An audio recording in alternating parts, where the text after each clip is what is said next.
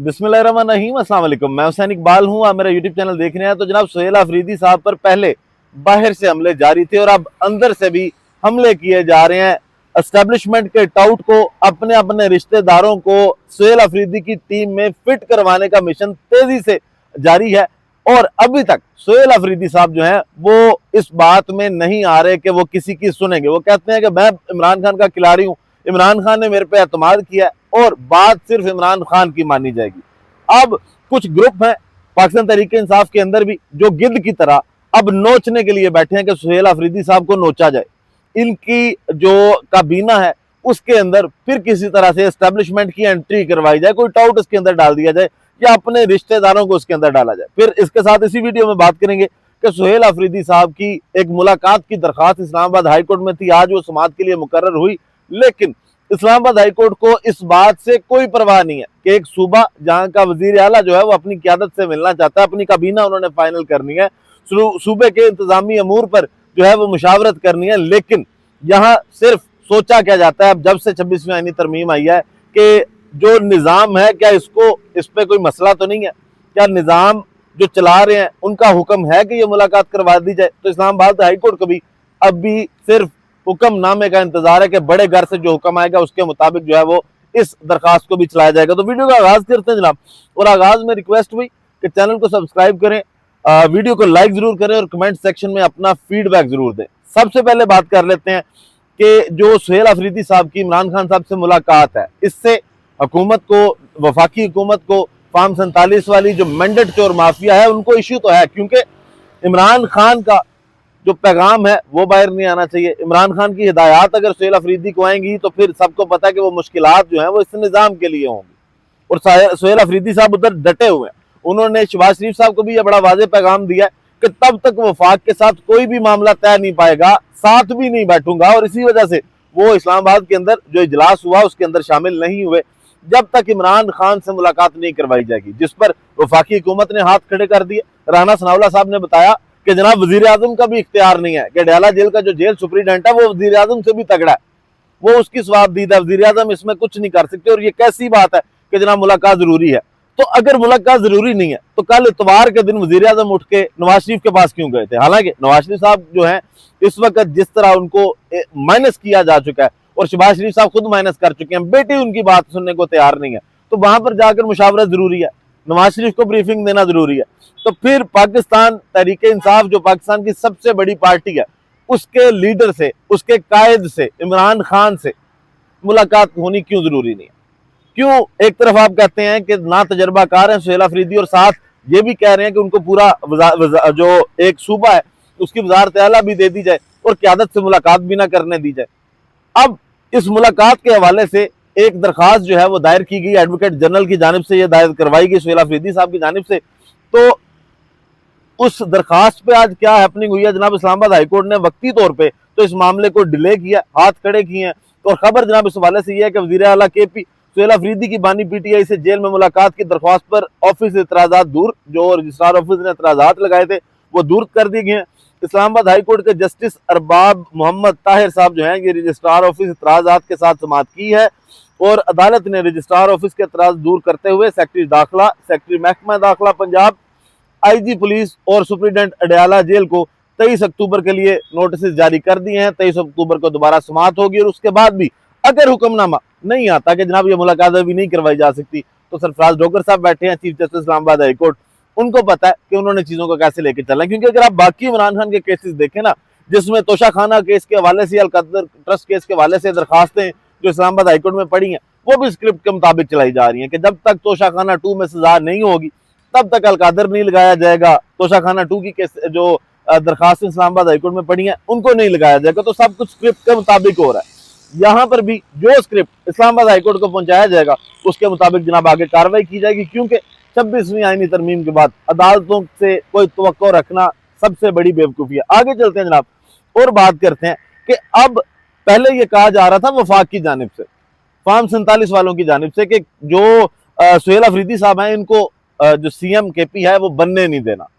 अब बड़ी मेहनत की जा रही है इस बात पे कि इनको वजारत आला का जो ये ओहदा है इसको चलने नहीं देना, इतना तंग करना है, हर मामले में तंग करना है कि ये खुद ही जो है वो भाग जाएं या हथियार डाल दें। लेकिन सुहेल अफरीदी साहब जो है उन्होंने भी 1 महीने का टाइम दिया। उन्होंने कहा 1 महीने के अंदर मुलाकात करवाएं, नहीं तो उसके बाद जो है वो पहले कानूनी सारे मामला पूरे करते हैं, उसके बाद तरीका तब्दील करेंगे। और वो अपनी पहली तकरीर में कह चुके हैं कि मैं मुजाहमत की सियासत करने का माहिर हूं, मैं एक्सपर्ट हूं इसमें। तो फिर घी जो है वो टेढ़ी उंगली से निकालने की कोशिश की जाएगी। अब जनाब ये वफाक की जानिब से बार बार जो है उनके ऊपर हमले किए जा रहे हैं। कुछ मुश्किलात जो है वो पाकिस्तान तहरीक इंसाफ के अंदर से भी हो रही। पहले एक एडवाइजरी काउंसिल बनाने की तजवीज दी गई, जिसको इमरान खान ने अक्सर मुस्तरद कर दिया कि आप लोग जो एडवाइजरी काउंसिल बनाने की बात कर रहे हैं, इसका यह मतलब है कि आपकी नीयत ठीक नहीं है। पाकिस्तान तहरीक इंसाफ की क़यादत को यह कहा गया, इमरान खान साहब की जानिब से कहा गया कि आप अगर एडवाइजरी काउंसिल बना रहे हैं तो इसका मतलब है आप सूबे को कंट्रोल करना चाह रहे हैं, वजीर आला को कंट्रोल करना चाह रहे हैं। और इमरान खान साहब ने वो तजवीज जो है उसको मुस्तरद किया। सुहेल अफरीदी साहब को फ्री हैंड दिया कि आप अपनी टीम जो है वो खुद बनाए। फिर जब 2 दिन सुहेल अफरीदी ने क्याम किया इस्लामाबाद में, वजीर आला खैबर पख्तूनख्वा या केपी हाउस के अंदर उन्होंने जब क्याम किया तो वहां पर भी बड़ी सिफारिशें की गई, बड़ी सीवीज आई, अपने बंदे फिट कराने की कोशिश की गई। अभी भी मुश्किलात जो हैं वो सुहेल अफरीदी साहब की कम नहीं हो रही, क्योंकि पाकिस्तान तहरीक इंसाफ के अंदर के ही कुछ ग्रुप्स जो हैं वो सुहेल अफरीदी साहब को अपने रिश्तेदार और खासकर एस्टेब्लिशमेंट के टाउट जो गंडापुर साहब की भी जड़ों में बैठे बैरिस्टर सैफ साहब, उनको फिट करवाने की कोशिश करते रहे। तो खबर जनाब कुछ यूं है कि वजीर आला खैबर पख्तूनख्वा सुहेल अफरीदी को पीटीआई के मुख्तलिफ दड़ों ने परेशान करके रख दिया। एक जानिब अलीमीन ग्रुप और दूसरी जानिब जुनैद अकबर और असद कैसर ग्रुप ने नए वजीर आला के लिए सरदर्द बना दी। जराए कहते हैं कि बैरिस्टर सैफ को सूबाई काबीना में रखना है या नहीं, दोनों ग्रुप्स का सुहेल अफरीदी पर प्रेशर बढ़ने लगा। जुनैद अकबर और असद कैसर ग्रुप बैरिस्टर सैफ समेत कई अरकान की काबीना में शमूलियत के हक में नहीं। इस धड़े की जानिब से बैरिस्टर सैफ और अलीमीन गंडापुर ग्रुप पर सोशल मीडिया पर भी भरपूर मुहिम जारी है। वजीर आला खैबर पख्तूनख्वा ने दोनों ग्रुपों की सियासत और प्रेशर से बचने के लिए मामला जो है वो चेयरमैन से मुलाकात पर छोड़ दिया है। बैरिस्टर सैफ के हवाले से जो हिदायत बानी चेयरमैन देंगे, इन पर अमल दरामद किया जाएगा। सुहेल अफरीदी साहब ने दोनों ग्रुप्स को बड़ा वाज़ेह पैगाम दिया कि जो इमरान खान की हिदायत होगी, मुझे इमरान खान ने चुना है, इमरान खान ने मेरे पे एतमाद किया, तो जो इमरान खान कहेंगे वही होगा। तो जनाब इन दोनों को टाल दिया गया। दूसरी जानब जनाब असद कैसर साहब और शहराम तरकई साहब जो हैं ये अपने भाइयों के लिए सूबाई काबीना में जगह बनाने के लिए भी मुतहर्रिक है। और ये मुश्किलात इसलिए इनके लिए ज्यादा है कि असद कैसर साहब की बात की जाए ना, तो ये जब सुहेल अफरीदी साहब को वजीर आला बनाया जाना था तो बड़े एक्टिव थे, उन्होंने सुहेल अफरीदी का बड़ा साथ भी दिया। तो फिर ऐसे बंदे को इनकार करना भी थोड़ा सा मुश्किल हो जाता है कि कैसे जनाब असद कैसर साहब को इनकार किया जाए, क्योंकि हर जमात के साथ, इवन गवर्नर खैबर पख्तूनख्वा फैसल करीम कुंडी साहब के साथ भी ये गए, मुलाकात की, मौलाना फजलुर रहमान साहब की पार्टी के पास गए, उनसे जाके कहा कि जनाब हमें सुहेल अफरीदी को वजीर आला बनाना है, तो इसलिए हमें कोई ना कोई जो है वो सपोर्ट आपकी चाहिए या आप इस जमहूरी अमल में रुकावट न डालें। तो आज अगर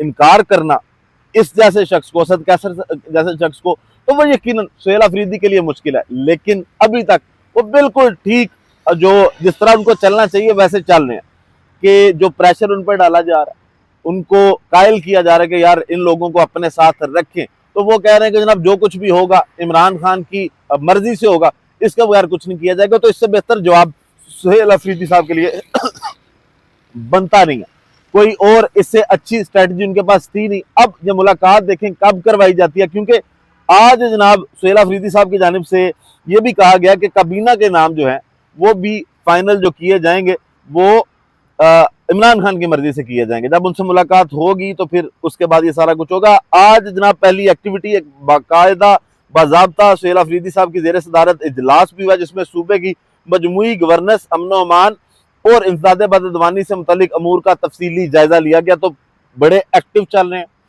एक दिन भी वो अभी तक सुकून से नहीं बैठे और ना उनको सुकून लेने दिया जा रहा है। फिर जनाब अब एक और इशू कि महमूद खान अतिकज़ई साहब का जो नाम है, उस नाम की अगर बात करें कि ये ओपोजिशन लीडर के लिए दिया गया था। इमरान खान साहब ने कहा था कि कौमी असम्बली में महमूद खान अतिकज़ई जो है इनको ओपोजिशन लीडर बनाया जाए और सेनेट में चेयरमैन जो ओपोजिशन लीडर सेनेट के हैं उसके लिए अलामा राजा नासिर अब्बास का नाम दिया गया था। तो जिसपे अभी तक पाकिस्तान तहरीक इंसाफ के कुछ MNS की जानिब से साइन नहीं किए गए थे। अब खबर यह है कि महमूद खान अचकजई साहब जो हैं इनको कौमी असम्बली में ओपोजिशन लीडर बनाने का मामला, जराये के मुताबिक पीटीआई ने महमूद खान अचकजई को ओपोजिशन लीडर बनाने के लिए कागजी कार्रवाई मुकम्मल कर ली है। पीटीआई के तमाम अरकान ने महमूद खान अचकजई के नामजदगी फॉर्म पर दस्तखत कर दिए।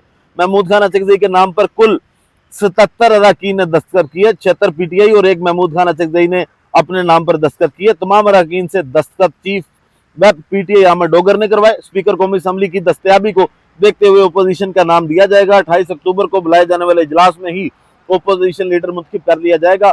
और कहा यह भी जा रहा था कि जो स्पीकर कौमी असम्बली या सादिक साहब हैं वो किसी ना किसी तरह से वारदात डालेंगे और नाम जो है वो मौलाना फजलुर रहमान के का निकलेगा कि ओपोजिशन उनको लीडर बनाने की तजवीज़ दी गई है और कोशिश की जाएगी कि जनाब किसी तरह से, क्योंकि इससे पहले भी बहुत कुछ गहरानी जो है वो इस मुल्क में होता देखा गया।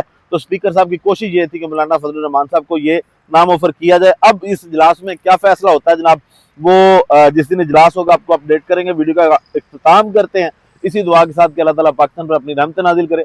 पाकिस्तान जिंदाबाद।